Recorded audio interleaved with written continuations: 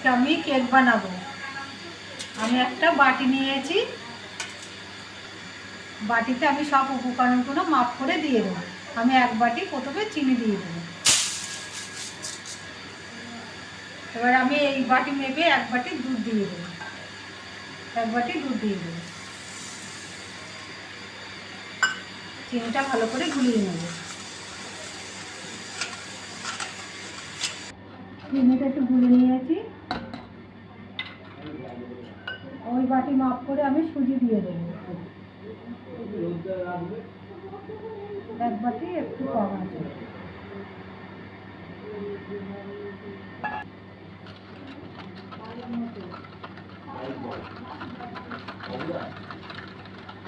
সামনে একটু গুঁড়ো দুধ দিয়ে দেবো, 50 গ্রাম মতো।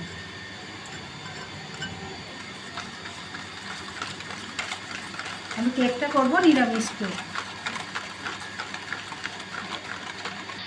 ওই বাটি এক মাপ করে আমি এক বাটি ময়দা নিয়ে নিয়েছি, ময়দাটা দিয়ে দেবো।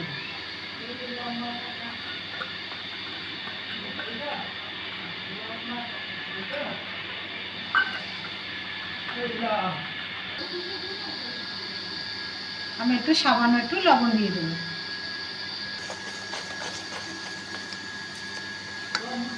কাজু বাদাম, কিশমিশ আর আমন্ড বাদাম আমি ভেঙে নিয়েছি ছোট ছোট করে, এগুলোও দিয়ে দেবো।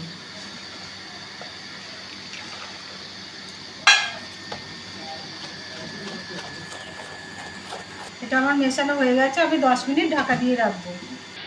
একটা বাটি নিয়েছি, ওর মধ্যে কেকটা বসাবো। আমি একটু সাদা তেল দিয়ে দেবো।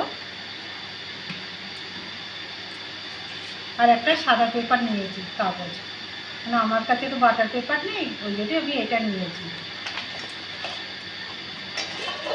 চারদিকে বাটিতে লাগিয়ে নেবো। লাগানো হয়ে গেছে, আমি এবার কাগজটা দিয়ে দেবো।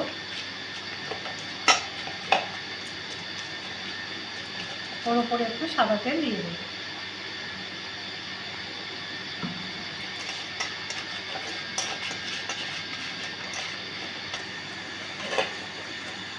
এটা লাগানো হয়ে গেছে। গ্যাস জ্বালেই কড়া বসিয়ে দিয়েছি। আমি একটু লবণের প্যাকেট নিয়েছি, লবণটা দিয়ে দেবো।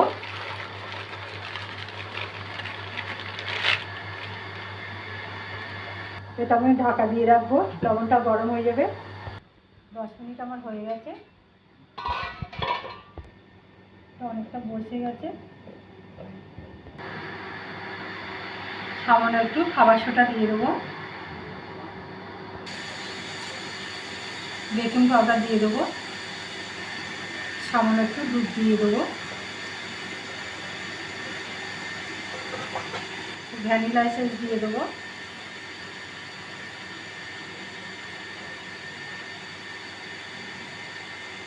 ভালো করে মিশিয়ে নেবো।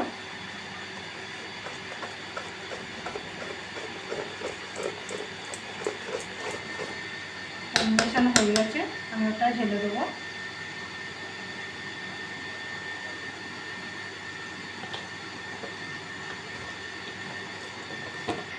ঢেলে নিয়েছি, আমি একটু ঝাঁকিয়ে নেবো।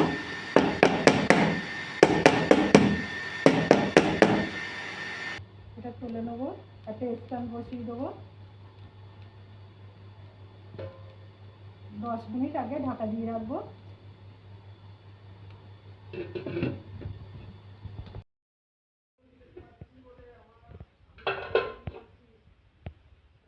কেকটা লাগছে না, মানে হয়ে গেছে। আমি এবার নামিয়ে নেব। দেখুন কি সুন্দর। আমি 30 মিনিট বলেছিলাম, সেখানে আমার 50 মিনিট লেগেছে। কেকটা নামিয়ে ঠান্ডা করে দেখাবো। এটা আমার ঠান্ডা হয়ে গেছে, আমি এবার ঢেলে নেব।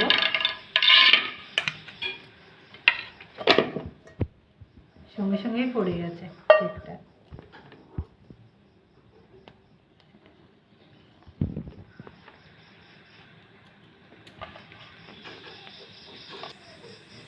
কি সুন্দর হয়েছে, এটা দেখাবো।